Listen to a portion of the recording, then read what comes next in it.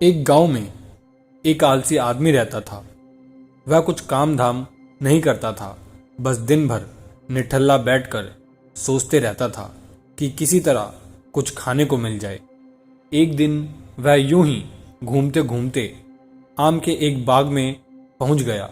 वहां रसीले आमों से लदे कई पेड़ थे। रसीले आम देख उसके मुंह में पानी आ गया और आम तोड़ने वह एक पेड़ पर चढ़ गया। लेकिन जैसे ही वह पेड़ पर चढ़ा, बाग का मालिक वहां आ पहुंचा। बाग के मालिक को देख आलसी आदमी डर गया और जैसे तैसे पेड़ से उतरकर वहां से भाग खड़ा हुआ। भागते भागते वह गांव में बाहर स्थित जंगल में जा पहुंचा। वह बुरी तरह से थक गया था, इसीलिए एक पेड़ के नीचे बैठकर सुस्ताने लगा। तभी उसकी नजर एक लोमड़ी पर पड़ी।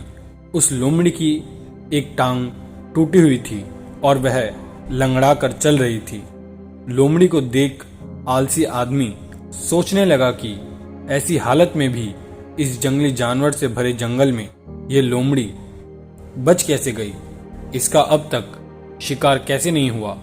जिज्ञासा में वह एक पेड़ पर चढ़ गया और वहां बैठकर देखने लगा कि अब इस लोमड़ी के साथ आगे क्या होगा।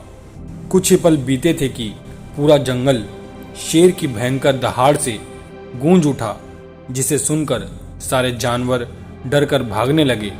लेकिन लोमड़ी अपनी टूटी टांग के साथ भाग नहीं सकती थी। वह वहीं खड़ी रही। शेर लोमड़ी के पास आने लगा। आलसी आदमी ने सोचा कि अब शेर लोमड़ी को मारकर खा जाएगा, लेकिन आगे जो हुआ वह कुछ अजीब था। शेर लोमड़ी के पास पहुंचकर खड़ा हो गया। उसके मुंह में मांस का एक टुकड़ा था, जिसे उसने लोमड़ी के सामने गिरा दिया। लोमड़ी इत्मीनान से मांस के उस टुकड़े को खाने लगी थी। थोड़ी देर बाद शेर वहां से चला गया। यह घटना देख आलसी आदमी सोचने लगा कि भगवान सच में सर्वोपरि हैं। उसने धरती के समस्त प्राणियों के लिए, चाहे वह जानवर हो या इंसान, खाने पीने का प्रबंध कर रखा है। वह अपने घर लौट आया।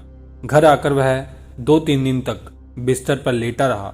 प्रतीक्षा करने लगा कि जैसे भगवान ने शेर के द्वारा लोमड़ी के लिए भोजन भिजवाया था, वैसे ही उसके लिए भी कोई ना कोई खाने पीने का सामान ले आएगा। लेकिन ऐसा कुछ नहीं हुआ। भूख से उसकी हालत खराब होने लगी। आखिरकार उसे घर से बाहर निकलना ही पड़ा। घर के बाहर उसे एक पेड़ के नीचे बैठे हुए बुद्ध दिखाई पड़े। वह उनके पास गया और जंगल का सारा किस्सा सुनाते हुए बोला, भगवान गौतम बुद्ध, भगवान मेरे साथ ऐसा क्यों कर रहे हैं? उनके पास जानवरों के लिए भोजन का प्रबंध है, लेकिन इंसानों के लिए नहीं। गौतम बुद्ध ने उत्तर दिया, बेटा ऐसी बात नहीं है। भगवान के पास सारे प्रबंध है, दूसरों की तरह तुम्हारे लिए भी। लेकिन बात यह है कि वह तुम्हें लोमड़ी नहीं शेर बनाना चाहते हैं।